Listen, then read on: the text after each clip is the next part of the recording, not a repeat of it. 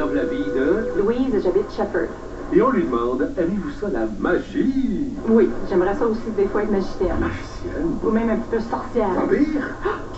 Et parlant de magie, on en fait nous autres aussi. On prend l'après et la peinture et avec le ballon, ça donne la peinture 2 en 1 de verre. Hey, on sauve une grosse étape avec ça. Réaction, Louise? As-tu connu? Louise? Rénover la vie de Louise avec des produits innovants, c'est beau. Mais là, j'ai entendu dire reporter la broche, je pense. Une sortie au parc d'attractions vire au cauchemar aux États-Unis. Le TVA Nouvelle commence maintenant. Spectaculaire accident au Missouri. 2 autobus remplis d'adolescents entrent en collision avec un semi-remorque. Histoire d'horreur à Québec. Un homme aurait séquestré et maltraité son propre fils pendant 36 heures. 8 hommes arrêtés pour avoir commis des actes indécents près d'une halte routière. L'un d'entre eux a même fait des attouchements à un policier en civil. Je dois vous avouer que la place ici m'a toujours laissé avec un arrière-goût spécial. La superstar Michael Bublé amorce sa nouvelle tournée et c'est à Montréal que ça commence. We got a thing going on.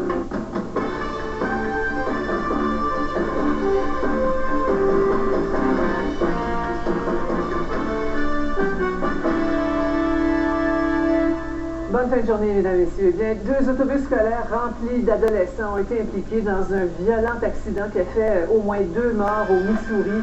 Véronique, on a rarement vu un impact aussi violent. Les images sont incroyables. Oui. Les blessés se comptent par dizaines. Oui, on parle d'une cinquantaine de blessés, effectivement, Sophie. Ces jeunes-là faisaient partie d'un camp médical. Les 2 autobus étaient bondés, se dirigeaient vers un parc récréatif pour aller passer la journée là-bas. Mais sur l'autoroute 44, à Gray Summit, vous le voyez, très violente collision avec un semi-remorque. Et le tas de ferraille que vous voyez là, le petit tas de ferraille, c'est un véhicule imaginé qui était coincé entre les deux, complètement écrasé sous le poids d'un des autobus. Le semi-remorque, lui, était stationné en bordure de la route parce que c'était une zone de travaux. Et les autorités confirment que le conducteur du petit véhicule qui se retrouvait entre les deux, lui, il est décédé. On ne sait pas s'il y avait un passager avec lui. Par contre, l'autre mort, c'est dans un des autobus. Pour l'instant, c'est difficile de confirmer s'il s'agit d'un étudiant, d'un moniteur, d'un instructeur, parce qu'actuellement, vous savez que tous les blessés, tout le monde a été transporté dans différents hôpitaux. Alors actuellement, c'est très difficile pour les autorités de donner un bilan qui est très précis et aussi de savoir quel est l'état de santé des gens blessés. Oui, ça va sûrement évoluer au cours de la soirée et demain sûrement. Donc, vous le disiez, le semi-remorque était stationné en bordure de la route. C'est le chauffeur d'autobus qui n'aurait pas vu? Ben, écoutez, c'est une des hypothèses. Peut-être qu'aussi, peut-être qu'il y a eu freinage brusque à cause du véhicule qui se trouvait entre le semi-remorque et l'autobus. Les reconstitutionnistes sont sur place, sont là depuis 11 heures ce matin et j'ai l'impression qu'ils vont passer encore plusieurs heures sur la scène pour essayer de savoir exactement ce qui s'est passé parce qu'on s'explique très mal. Les conditions météo étaient idéales pour rouler comme ça sur l'autoroute. Ben, merci beaucoup, Yannick. Je vous en prie. Maintenant, un garçon a vécu un vrai cauchemar ce week-end à Québec. Félix, son père, l'aurait séquestré dans son appartement pendant plus de 36 heures. Oui, c'est la mère qui a contacté les policiers parce que les parents sont séparés. Donc, la mère était sans nouvelles de son enfant de 10 ans depuis un bon moment. Donc, elle a contacté les policiers en disant que normalement, l'enfant est sous la garde de son père au moment où ça se passe, donc dimanche. Les policiers se rendent sur les lieux. On voit que toutes les vitres sont bouchées, les entrées sont barricadées. Donc, les policiers ont dû se forcer un chemin pour pouvoir finalement parler à l'homme de 42 ans, le père de l'enfant de 10 ans. Et ça ne s'est pas passé simplement. Les policiers, il s'est rué sur les policiers ont dû lutter avec lui. Finalement, ils l'ont maîtrisé. Et là, ils ont constaté qu'il y avait un enfant de 10 ans qui était là et qui n'était pas en bon état. L'individu a résisté à son arrestation et par la suite, les policiers ont constaté un jeune enfant de 10 ans qui était ligoté des pieds et des mains. Alors, ils ont constaté aussi que cet enfant souffrait de déshydratation. Alors, les policiers ont communiqué rapidement le service ambulancier pour qu'il soit examiné par le service ambulancier. Bon, processus judiciaire, évidemment, va suivre son cours, mais le père pourrait être radié de l'ordre des dentistes parce qu'il est dentiste, il est reconnu coupable. Exactement. Donc, présentement, il est accusé de voies de fait grave, de voies de fait sur un policier, de séquestration et aussi de ne pas avoir donné l'essentiel à son fils. Et s'il est trouvé coupable, quand même c'est un si, parce que présentement, il ne faut pas mettre de côté la présomption d'innocence, eh bien, il pourrait être radié au moins temporairement de l'ordre des dentistes. C'est la raison pour laquelle l'ordre va suivre les choses attentivement. Et le juge et les procureurs dans ce dossier-là ont voulu qu'on fasse un examen de la santé mentale de l'homme compte tenu des faits qui lui sont reprochés. Donc, présentement, il subit un examen psychiatrique. Merci beaucoup, Félix. Au revoir, Sophie. Dans les environs d'une...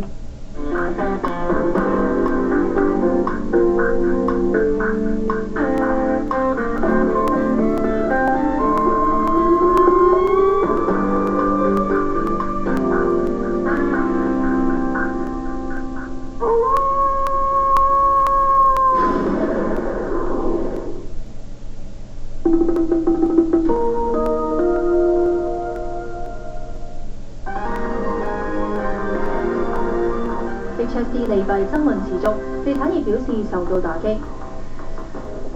天氣乾燥，加上山林火災煙塵，大溫空氣質素變差。唔理北韓戰爭威脅，南韓海軍展開反潛演習。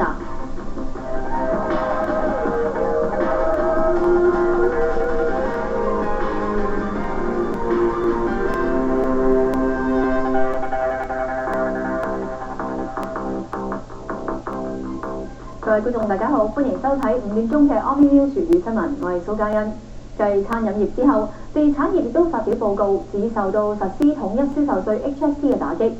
地產公司 Royal LePage 嘅調查發現，接近一半嘅地產經紀認為 HSD 對樓市嘅影響比利率上升更大。另外調查又發現，統一銷售稅實施超過1個月之後，好多有心事業嘅人士對佢影響樓價仍然有誤解。由鄧永章講下。究竟公眾知唔知道統一銷售稅對樓價有幾大影響呢？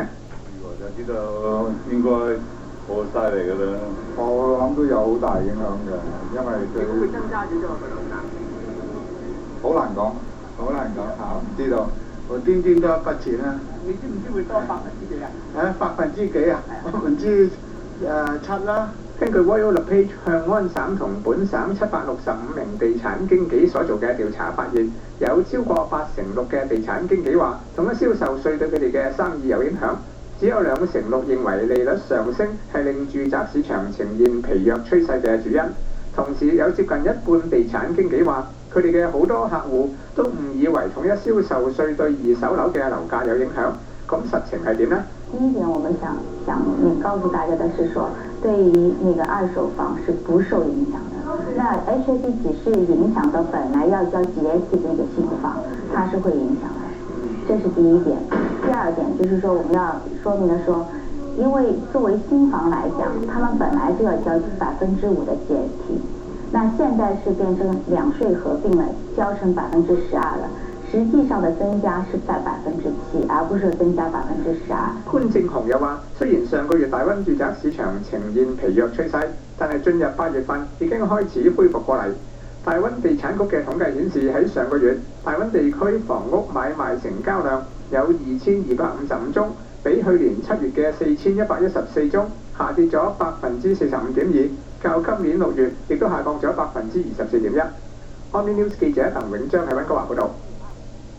BC 體育館新屋頂工程正進行得如火如荼，管理公司預計工程可以喺唔超支嘅情況之下如期完成。曾宇恒嘅報導。BC 體育館嘅菠蘿包屋頂已經消失咗一排，呢幾個月以嚟，工程人員一直忙於拆卸舊屋頂，然後為新屋頂進行準備工作。咁新嘅開合式屋頂中心點已經放置好，咁而體育館外圍嘅36支支撐柱亦都陸續咁安裝。管理體育館嘅 BC Pepco 公司話，屋頂設計特別迎合溫哥華嘅天氣，目標係俾體育館可以每年用到240到250日。Because of the snow loads in Vancouver that are much larger than the snow loads where this basic technology has been used before, it means that the components, the scale of it, are much bigger to withstand or to support the snow loads that we have in Vancouver. 咁除咗新嘅屋頂之外，體育館到時都會有新嘅計分板、音響以至係防震系統。咁大家喺出年夏天就會見到一個全新嘅 BC 體育館啦。成個改造 BC 體育館工程嘅造價係5億6300萬，咁當中差唔多1億係用嚟更換內部設施。The total budget overall included all the interior renovations, the replacement of all the concessions, the food services, equipment, the refurbishment, the replacement actually and rebuilding of all of the suites in the building. 除此之外 ，Pepco 公司亦都正考慮翻新體育館外面嘅 Terry Fox 廣場。咁佢哋希望以另一種方式去紀念 Terry Fox。整個工程預料會喺出年夏天完成，咁到時將會成為 BC 紅絲美式足球隊同埋 Whitecaps 足球隊嘅主場館。Omni News 記者曾宇恒喺溫哥華報導。隨住 Robert Pickton 謀殺20名溫氏東端婦女被殺案決定唔會審理，好多之前被法庭禁止報導嘅證據開始曝光，咁當中大多數嘅記錄都係令人毛骨悚然，而更令人關注嘅就係佢哋不被法官接納嘅理由。根據法庭嘅記錄，冇納入6名婦女被殺案嘅證物，包括一啲有其他婦女 DNA 嘅證物，包括係人骨、電鋸同埋雪櫃等。法官認為證物未能有力指出 Pickton 同物件嘅關係。另外喺豬場搜出 Pickton 保留咗一啲婦女嘅首飾，同埋佢擁有一個容貌怪異嘅吹氣公仔。法官就認為可能會令陪審團有 Pickton 性格扭曲嘅印象影響判斷。持續心東端婦女被殺案咁多年先破案，好多人都認為係因為受害人係妓女，而可能係唯一生還受害人嘅一名妓女，法官就以證人不可信為理由拒絕接納為證人。每日服食一粒阿司匹靈以減低中風或者係患心血管疾病嘅風險嘅做法呢，並非人人都啱用㗎。最新嘅醫學研究報告重申，公眾一定要先得到醫生診斷同埋指引，先至可以定期服用阿司匹靈，否則對身體係弊多啲於利。喺最新期嘅 BC 醫學雙月刊，有醫學專家綜合過往對阿司匹靈嘅所有研究作出結論報告。指阿司匹靈雖然有導致腸胃出血嘅副作用，不過佢防止血小板凝聚嘅好處，對曾經出現心臟血管疾病同埋中風，同埋曾經做心臟導管手術嘅病人係極有好處㗎。不過阿司匹靈係咪能夠對婦女或者糖尿病人有效預防心臟血管疾病嘅研究呢，就仲未足夠。所以買藥服用之前，一定要先得到醫生嘅指引，否則會對身體造成損害。咁嘅病人呢，我就唔贊成佢哋話自己喺藥房或者咁自己去買阿司匹靈嚟食㗎。咁一定係要同醫生商量過之後，認為佢食阿司匹靈嘅風險係低，如果好處係多，先至值得去食。咁另外一個呢，係貨已經有病發嘅病人嚟講呢，就阿司匹靈呢一定要長期去用。就除非係佢有個特別唔正常嘅反應咧，咁醫生可以用其他藥物去代替，就唔好自己自作主張去停咗個藥。全球小麥主要出口國天氣反常，導致到產量大減，咁刺激咗小麥期貨價格上升。而本地嘅餅家喺原料價格上升同埋 HSC 嘅雙重壓力之下咧，生意都越嚟越難做。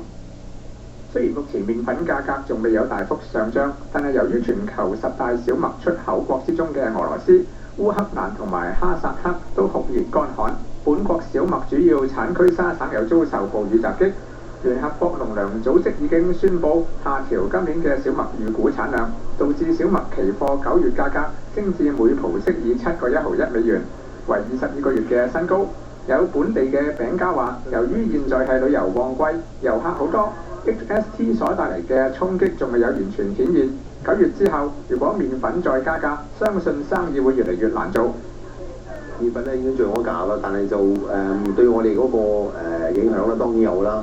因為目前呢個經濟環境咧，我哋又唔想話係咁快脆咧，就即刻加價啦。咁所以變咗嗰個利潤方面咧，就會係減低咗。當然我哋仲要睇睇嗰個漲價嘅情況係點樣，咁然後先再釐定我哋呢個即係個價錢。舊年年頭嗰陣時加個好高好大嘅大幅度，但後尾又跌落嚟嚇，咁咪而家你又話又起啦，咁啊睇下點樣咯嚇，睇個幅度係幾大咯嚇。如果唔係太大嘅，我哋自己即係 absorb 佢咯嚇，即係如果係太大嘅，我哋而家冇辦法都係要轉嫁俾嗰啲消費者㗎啦。本國小麥局預計今年加國小麥產量為290萬噸，低於去年嘅550萬噸；大麥產量740萬噸，比去年減少17%。聯邦保守黨今日召開核心黨團會議，總理 Stephen Harper 發言嘅時候，對近日民望下降輕描淡寫，反為將焦點集中喺經濟議題上。有差唔多1個月未有露面嘅 Stephen Harper 喺同保守黨議員開會之前發表簡短嘅講話，表示呢個秋季政府首要處理嘅事項係點樣鞏固正在慢慢復甦嘅經濟。